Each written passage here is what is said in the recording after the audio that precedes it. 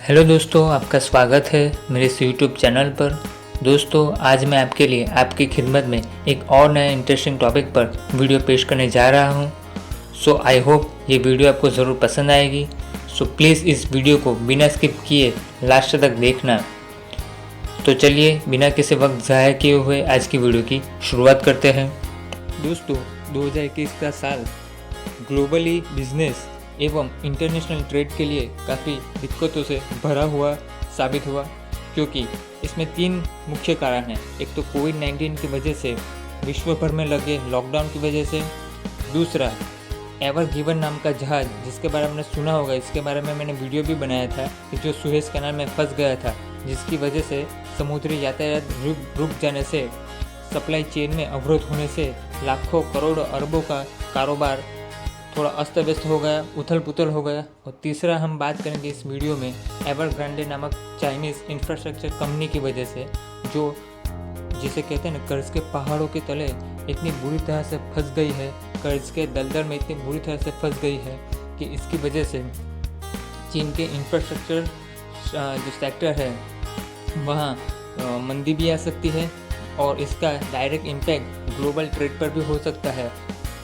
और शायद इससे 2008 की तरह महामंदी की दूसरी लहर भी आ सकती है और इससे ग्लोबल बिजनेस एवं वैश्विक अर्थतंत्र पर 2008 की तरह फिर से एक महामंदी की कहर भी बरस सकती है। इसमें कोई शक की दो राय नहीं। दोस्तों, तकरीबन 300 अरब डॉलर यानी कि 22,56,000 करोड़ के कर्ज के पहाड़ों तले दबी इस चाइनीज़ कंपनी, यानी इस कंपनी का नाम है एवरग्रांडे, इस महीने अपने बॉन्ड के ब्याज का रेगुलर पेमेंट नहीं कर सकेगी, ऐसी एक्सपर्ट्स ने चिंता जताई है। क्योंकि ऐसी खबर आई है बाज़ार में कि एवरग्रांडे नाम की जो कंपनी है इंफ्रास्ट्रक्चर रिलेटेड, वो शायद दिवालिया भी फूंक सकती है। बॉन्ड के ब्याज के रूप में थोड़ा कर्ज आने वाले साल में भी फिर से चुकाना होगा। एवरग्रांडे को, जिस कंपनी के पास लिक्विडिटी यानी कि कैश रिजर्व ही नहीं है, इस कंपनी के पास कैश रिजर्व नहीं होने की वजह से ये सब परिस्थिति का निर्माण हुआ है, जिससे इन्वेस्टर्स का भरोसा एवरग्रांडे कंपनी थी उस पर से पूरी तरह से डगमगा गया है। और इससे पता चलता है कि इस कंपनी कंगालियत की कगार पर खड़ी है। कंपनी के कुल कर्ज के सामने तकरीबन 8.30 करोड़ डॉलर यानी कि 617 करोड़ रुपए का सिर्फ ब्याज यानी कि बॉन्ड के ब्याज को ही चुकाने की जिम्मेदारी है।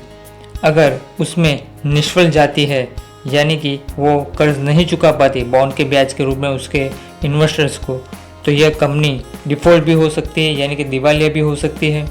इस सितंबर के अंत तक कंपनी को तकरीबन 350 करोड़ रुपए का ब्याज का भी भुगतान करना होगा अपने इन्वेस्टर्स को, यानी कि गरीबी में आटा गीला जैसे इस कंपनी की नौबत आ गई है। चीन की सबसे बड़ी रियल एस्टेट कंपनी एवरग्रांडे की संभवतः डिफ़ॉल्ट होने की खबर से आफ्टर शॉक्स लगे वैश्विक शेयर बाज़ारों को और उनमें भी काफ़ी प्रतिकूल असर देखने को मिला ग्लोबल स्टॉक मार्केट्स में।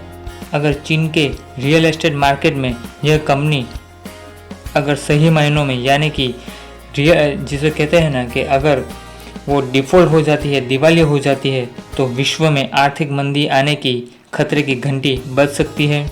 करोड़ों डॉलर की उथल पुथल भी हो सकती है फाइनेंशियल मार्केट में।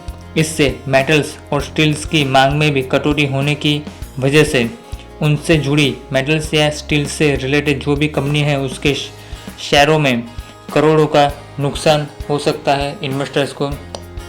उसका सिग्निफिकेंट इफेक्ट हम टाटा स्टील और JSW स्टील के जैसे हमारे इंडियन स्टॉक एक्सचेंज में लिस्टेड स्टील कंपनियों के शेयर के दाम पर भी काफ़ी प्रतिकूल असर देखने को मिला है। ये 2 दिग्गज कंपनियों के शेयर में लगातार कंसोलिडेशन का माहौल बना हुआ है। कोविड-19 के सिचुएशन से, यानी कि इस महामारी से जैसे तैसे शेयर बाजार, विश्व के सारे शेयर बाजार यानी वैश्विक अर्थतंत्र बाहर आए थे, उससे उभर आए थे।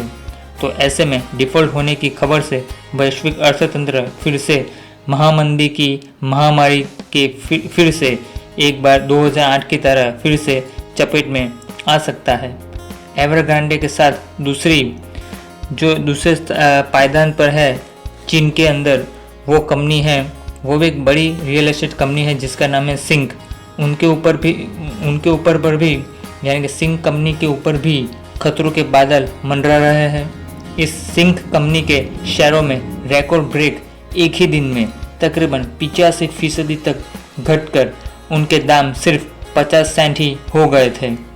एवरग्रांडे के शेयरों में तकरीबन 11% की गिरावट दर्ज की गई, जो 12 सालों के सबसे निचले स्तर पर उनके शेयरों के दाम पहुंच गए हैं। इससे आप सोच सकते हैं कि एवरग्रांडे जिसे कहते हैं ना, एवरग्रांडे चीन के लिए शायद लेमन ब्रदर्स साबित न हो, उसके लिए चीनी सरकार ने क्या किया इसके बारे में भी थोड़ा संक्षिप्त में जानते हैं। एवरग्रांडे की क्राइसिस की गंभीरता को मद्देनज़र रखते हुए, उनकी गंभीर आर्थिक परिस्थितियों को मद्देनज़र रखते हुए शी जिनपिंग यानी कि चीनी सरकार ने बैंकिंग सिस्टम में तकरीबन 14 अरब डॉलर डाले गए। इस कदम के पीछे चीनी सरकार का मकसद अगर जो एवरग्रांडे कंपनी अगर दिवालिया हो जाती है तो उनकी प्रतिकूल असर से अर्थतंत्र को बचाने का है, चाइनीज अर्थतंत्र को बचाने का है। The People's Bank of China ने 7 से 14 दिन के परचेज एग्रीमेंट के जरिए तकरीबन 90 अरब युआन यानी कि तकरीबन 14 अरब डॉलर इंजेक्ट किए अर्थतंत्र के अंदर यानी बैंकिंग सिस्टम के अंदर। इतना ही नहीं, सिर्फ एक ही दिन में चीनी सरकार ने बैंकिंग सिस्टम में 10 अरब युआन की शॉर्ट टर्म लिक्विडिटी बढ़ाई है। तो दोस्तों, कैसा लगा आज का मेरा वीडियो? आई होप ये वीडियो आपको ज़रूर पसंद आया होगा। अगर वीडियो पसंद आए तो लाइक करना, अपने दोस्तों और रिलेटिव के साथ शेयर करना और मेरे इस चैनल को सब्सक्राइब करना बिल्कुल भी मत भूलिएगा, ताकि मेरे आने वाले ऐसे कई इंटरेस्टिंग टॉपिक पर जो मैं वीडियो बनाऊंगा उनकी नोटिफिकेशंस आप तक नियमित अंतराल तक पहुंचती रहे और मेरा ऐसा हौसला अफजाई होता रहे। So thank you.